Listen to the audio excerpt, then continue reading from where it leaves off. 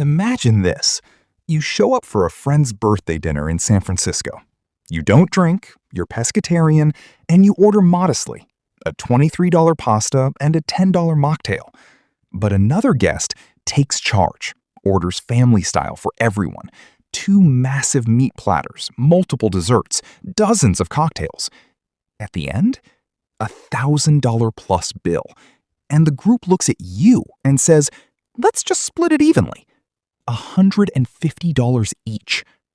Wait, what? That's not a hypothetical. That actually happened. The poster refused to pay. The birthday girl called it the cost of entry to share the experience. And Reddit exploded because who's right? Is asking for separate checks petty? Or is splitting evenly just a con?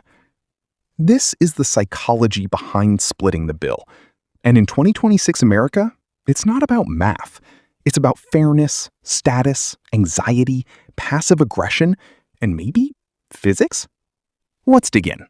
Here's the root of basically every restaurant argument. Americans are divided into 2 psychological tribes. Tribe 1, the even splitters. Their logic is simple. We're all friends here, we share the vibe, the wine, the bread basket. Splitting equally is generous, easy, and signals belonging. You don't nickel and dime people you love. To them, insisting on separate checks feels cheap. Tribe 2, the itemizers. To them, fairness means equity, not equality. If you ordered a $68 dry-aged tomahawk steak with 3 rounds of Old Fashions and I had a $12 house salad and tap water, I am not subsidizing your life choices. The tricky part? Neither tribe is wrong. They just have totally different definitions of fairness.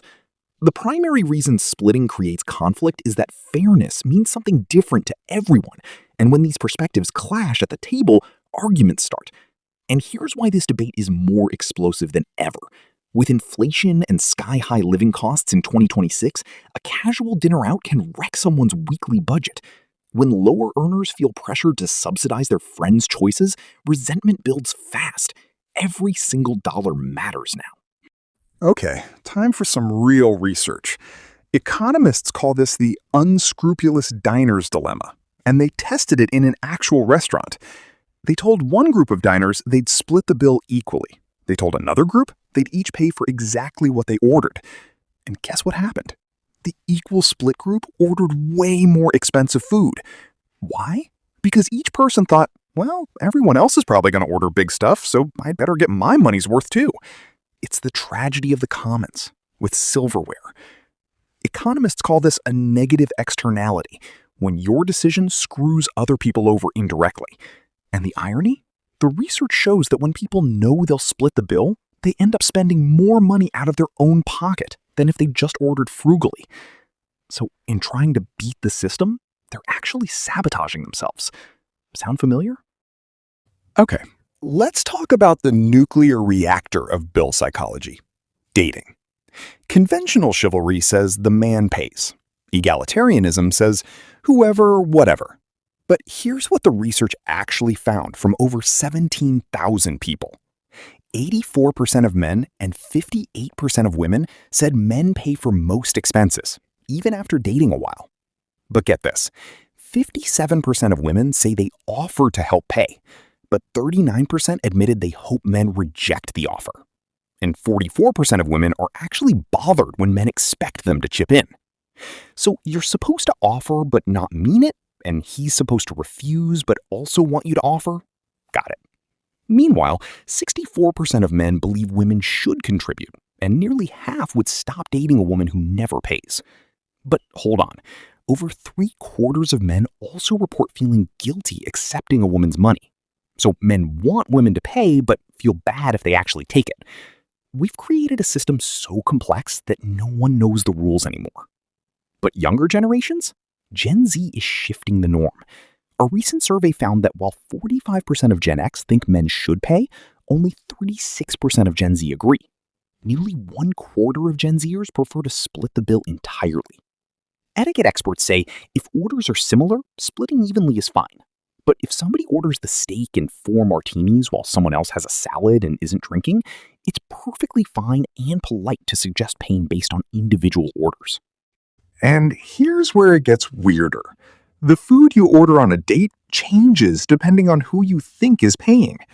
Researchers observed 300 diners in real restaurants. They found that men order more expensive, masculine-coded meals, steaks, heavy dishes, on romantic dates compared to when they're with family or friends. Meanwhile, women tend to order lighter, smaller, more feminine meals in the same context. Translation? People are performing gender roles through their dinner orders, especially when there's a chance they might not be paying. It's impression management with a menu. And here's the kicker. The researchers found that for close friends, paying the full bill for both people actually makes you happier than splitting it evenly. Think about that. When you genuinely care about someone, treating them activates the same reward circuits in your brain as receiving a gift. But if you try that with an acquaintance, you're just calculating reciprocity, and it feels transactional. Every generation fights about money differently, but Gen Z, they've invented a whole new battlefield. 73% of Gen Z report having at least one major negative experience due to cost sharing with friends. 42% have argued with friends over splitting costs. 21% have struggled to pay their own bills because of shared expenses with friends.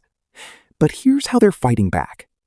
43% of Gen Z say splitting the bill 50-50 when one person ordered way more is not okay.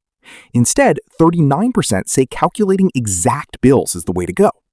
They're more likely to share plates, order budget options, or skip alcohol entirely. As one financial therapist put it, Gen Z was raised in an era of clear communication and naming their boundaries. They're not afraid to challenge the assumption that friends should just suck it up and overspend to keep the peace. But here's the catch. Digital payment apps make it easy to split bills, and they also make it visible, trackable, and awkward. Public payment histories? People can see exactly who paid what and who hasn't paid yet.